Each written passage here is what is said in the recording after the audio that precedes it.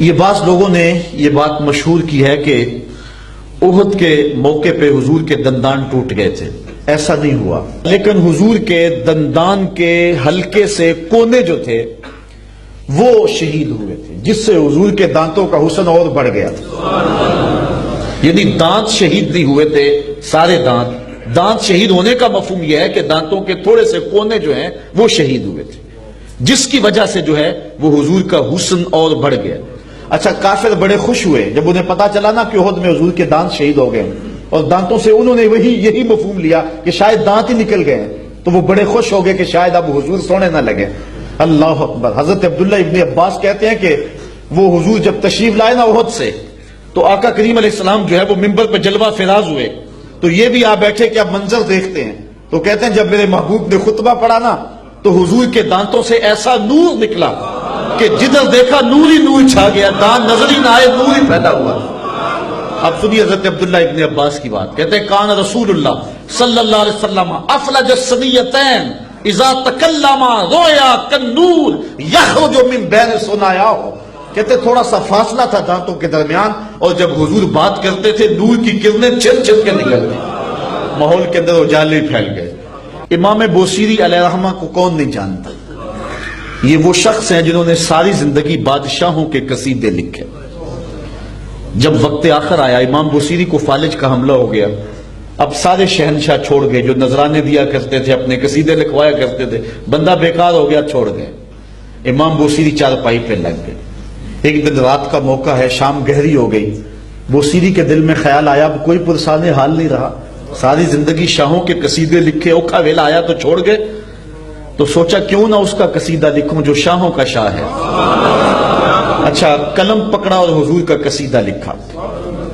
بوصیری قصیدہ لکھ کے سو گئے، مقدر جاگے حضور تشریف لائے، اور آقا کریم نے فرمایا بوصیری جو قصیدہ لکھا سناؤ تو صحیح. امام بوصیری نے رات خواب میں وہ قصیدہ حضور کو سنایا. آقا کریم نے دست شفقت امام بوصیری کا پھیرا، اور پھر حضرت امام بوصیری کو چادر عطا کی. قصیدہ بردہ کو قصیدہ بردہ اسی لیے کہتے ہیں کہ اس پر حضور نے چادر عطا کی تھی. اقبال بھی کہتا ہے اے بوصیری را ردا بخشندائی مر بربت سلما مرا بخشندائی. اے بوصیری کو چادر دینے والے میری طرف بھی نظر کرم. اللہ اکبر. اور ایک جگہ اقبال کہتے ہیں اے لوگوں میں تم سے اپنے شعروں کی داد نہیں مانگتا، تم نے مجھے کیا داد دینی ہے شعروں کی، میں اپنے شعروں کی داد گنبد خضرا کے مکی سے مانگتا. اللہ اکبر.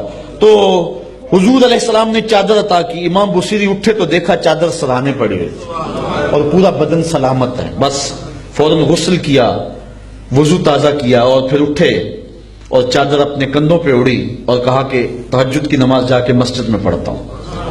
امام بوصیری بالکل تندرست ہیں. گزر رہے تھے، راستے میں ایک فقیر کھڑا تھا، دیکھ کے بوصیری کو کہنے لگے بوصیری رات والا قصیدہ تو سناؤ. بوصیری نے تجاہل عارفانہ کرتے کون سا قصیدہ؟ کہا بھول گئے ہو، یہ چادر کہاں سے آئی ہے؟ جب رات تم نے سنایا تھا میں بھی پاس ہی تھا. امام بوصیری کا یہ قصیدہ پھر مقبول ہوا. مقبول کیوں نہ ہوا؟ حضور نے قبول کیا. اچھا، فارسی کا کلام ہو آپ کو سمجھ نہ آ رہی ہو تو آپ اس کو نہیں سنیں گے. عربی کا کلام ہو سمجھ نہ آ رہی ہو آپ نہیں سنیں گے. انگلش کا کلام ہو سمجھ نہ آ رہی ہو آپ نہیں سنیں گے. لیکن یہ قصیدہ بردہ عربی میں ہے، پنجابی سننے والا ہو تو وہ بھی جھوم رہا ہے، عرب ہو وہ بھی جھوم رہا ہے، فارسی دان وہ بھی جھوم رہا ہے. یہ حضور کی بارگاہ میں مقبول ہوا ہے، اس لیے جو ہے اس کو قبول عام نصیب ہوا ہے. لیکن قصیدہ بردہ میں ایک شعر ایسا ہے جو قصیدہ بردہ کی جان ہے. حضرت مولا علی قاری نے لکھا ہے کہ بہت سارے بزرگوں نے خواب میں حضرت صدیق اکبر اور حضور کو دیکھا کہ آقا کریم حضرت صدیق اکبر کو کہہ رہے ہیں بوصیری والا وہ شعر تو سناؤ. وہ شعر کیا ہے سنیے. اللہ اکبر. وہ شعر ہے، حضرت امام بوصیری کہتے ہیں کأنما اللؤلؤ المکنون فی صدف من معدن منطق منہ ومتبسم. حضور آپ کے منہ مبارک میں مبارک دانت ایسے ہیں جس طرح سیپ کے اندر قیمتی موتی ہو.